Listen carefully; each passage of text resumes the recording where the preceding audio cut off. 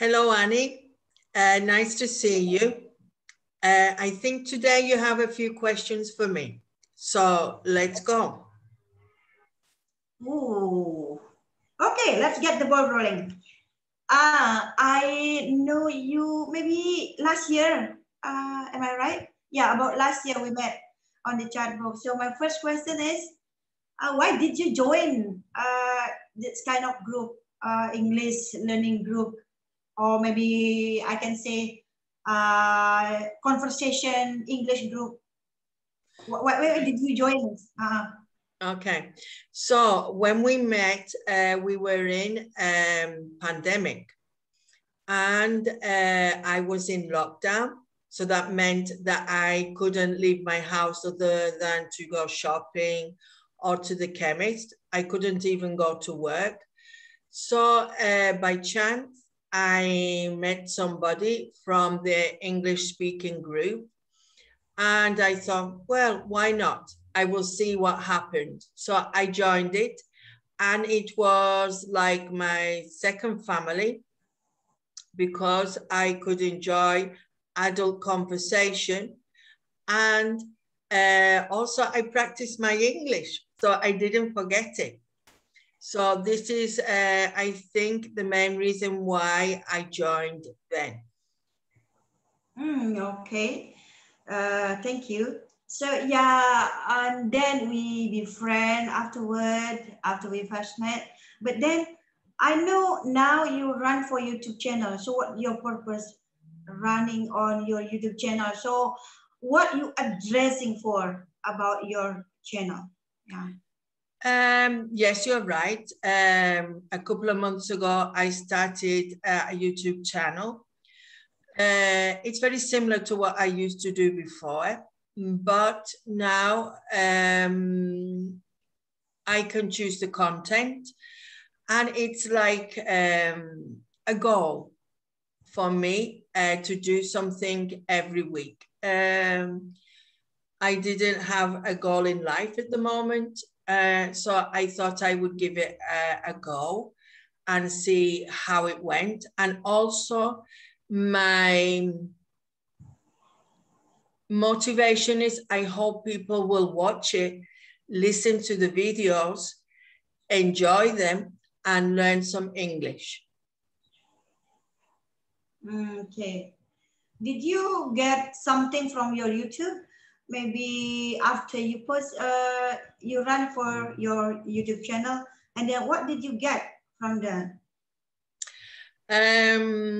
Let me think. I think I get the buzz from seeing people joining the channel, and I hope more people will come. And when people watch the videos, I feel happy when people watch them. I feel useful maybe, and it's a challenge. It's a challenge to see if I can motivate people to join the channel, to watch the videos and better their English. So what did you expect from people who watch your videos? What do I think they will get from it? I hope they can see that other people are on this journey of learning English. They're not the only ones. Also, I've posted some old videos that we did all together, and I think you can see the difference, how people have improved.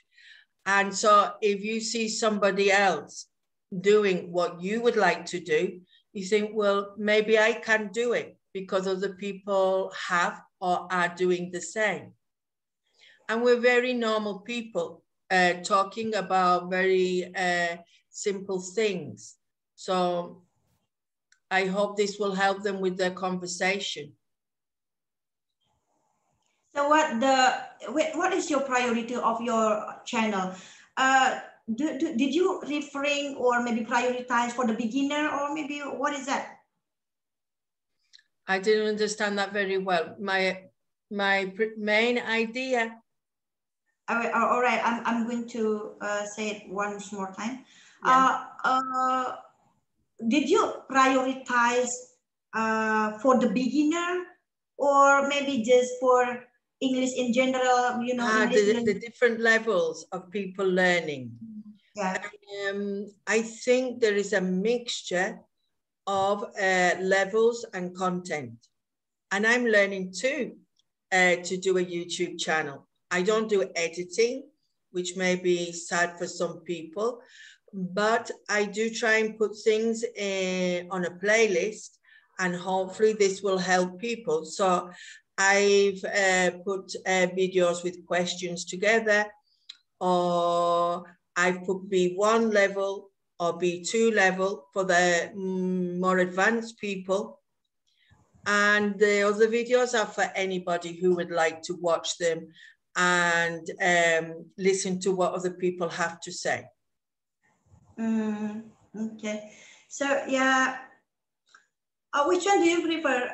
Teaching online or offline? Which one do you enjoy to do?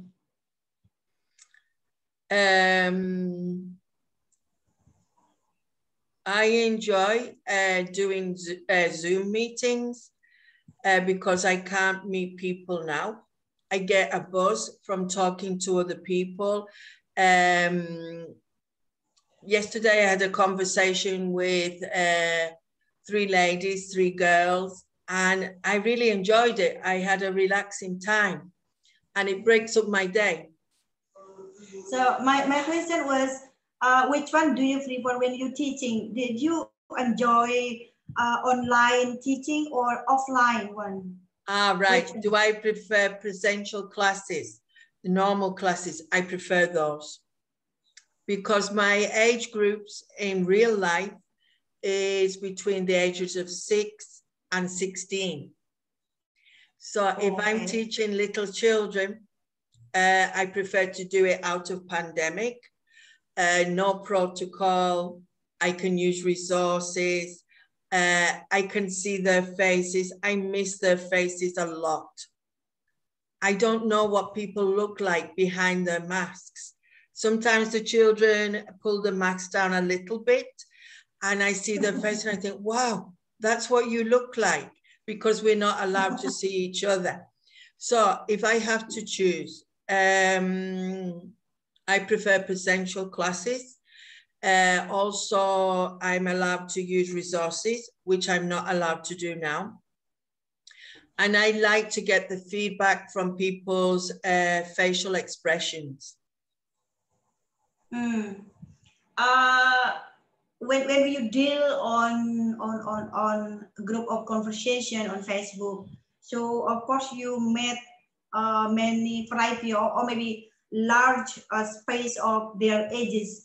So anyway, when you teaching, which one is more challenging, teaching kids or adult? Teenagers. Teenagers. Why was it? I'm talking about my academy. I find teenagers quite challenging because sometimes they've lost the motivation to continue. So when they're little children with me, they can play games, they can do silly things. And then teenagers, they're just starting to be adults. And so they have to do more serious work. And also the mentality, some teenagers are lost. They're trying to find their new identity. So I have 2 teenage classes this year and I'm very happy with them and I really enjoy them. But sometimes teenagers come to class because parents force them to come, and this is the worst kind of student. It doesn't matter what age they are. If they don't like English and they're forced to come, it's so difficult, nearly impossible to teach them anything. Yeah, so it sounds like tends to psychological issue, isn't it? So how did you overcome when you get this trouble or maybe obstacle? How to keep them stay motivated? Right. If I have this problem, I normally talk to them after class when there's nobody there, and I try to connect to them. I ask them, what do they think about my classes? Why don't they take part? And if they say, well, I don't like it. And I said, well, we have to do it. So, and I try and find out something about them. I ask them questions about their family, about their hobbies. And then if I realize something about that person, maybe I will go deeper into what they have told me to make a connection. For example, my students have found out that 2 months ago, I have started swimming classes. So one of my teenage classes, 3 times a week, asked me about my swimming classes because they know I don't like my swimming classes a lot. And they go, Miss, how is your swimming classes going today? Did you swallow all of the swimming pool? How much water did you drink today? So if you can try and make a connection with them and also let them know a little bit about you. They like to know a little bit about you. So if they give me something, I normally give them something of me as well. So yeah. So maybe that's mean you make some like personal attachment, so face to face, like to get to know their personality and the background behind that the issue. So anyway, just a thing I just thought now is that if a child is a problem in the class, there is normally a reason behind this. Either the parents are separated, or they don't feel very secure in the class, their knowledge is very weak. There is always some reason behind the bad behavior. So this is why you have to understand who your students are. Yes, that's true. So when you deal with teenagers, so what the common issue that they have? What do they like talking about? Oh, they drive me crazy. Video games. And they know that Miss knows nothing about video games. So they can laugh at me because I know nothing about this. Also, when I'm using the computer, they tell me of a better way of pushing the buttons or doing something. It's difficult now because their life is so uncertain and they can't mix as much. So mobile phones, music, video games, they're not interested in clothes. I asked them the other day. They just like wearing the same tracksuit, comfortable, casual clothes. So as we're doing the different topics, I start to learn more about them. And sport, maybe you can talk about sport as well. Oh yeah, when you face them like kids or maybe kids and then teenagers, I think for some people having trouble, you know, when the parents want this the kids keep going on their study, you know, and following the school rules or any regulations. So when something happen against each other, like the students, you know, like kid, I think we have to make them kind of balance, you know, when studying and playing games or whatever they want. So how to fix it between what parents want and the kids wants. So how to fix it and to become, you know, balance in life, you know, between learning and also playing, kind of, you know, yeah. I think you got it what I mean. So from my 6-year-olds upwards, they know I'm very strict with them. But if we do what I need to do, I want to do in the class, then we do something else. Or I give them points.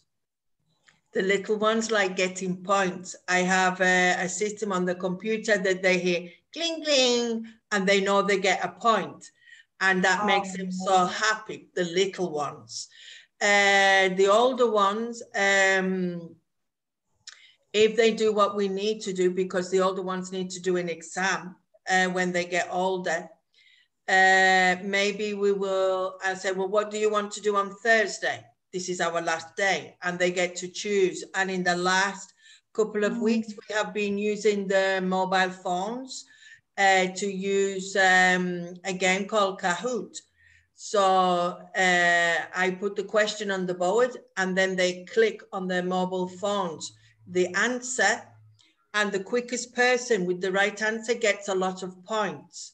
So I've not every Thursday, but some Thursday they're allowed to use their mobile phones, and they have a competition between themselves who gets the most points, and they write very silly names. They wouldn't write Annie and Miss Letty. They would like put sweetheart or whatever, and you have to guess who that person is who's getting all the points and who wins the game, no? So you have to ask them, or sometimes I say, you can ask me whatever you want, and they are very nosy. Last week they said to me, Miss, this is a very personal question, but have you got a boyfriend? So, I mean, I can answer what I want, and I can take the conversation in another direction, no? But just the idea of being able to ask me that question get me some points. Yeah, that's when you give them some slack, right? And then, so what? How you deal with in the other hand, like you deal with the kids. So how deal with the parents then? I don't. I don't like the parents. I hope they can't hear me. I get my receptionist or my administration to deal with the parents directly. Because my way of speaking is very British, and so I'm too direct, and I would hurt their feelings. So normally I'm not allowed to speak to the parents. Okay.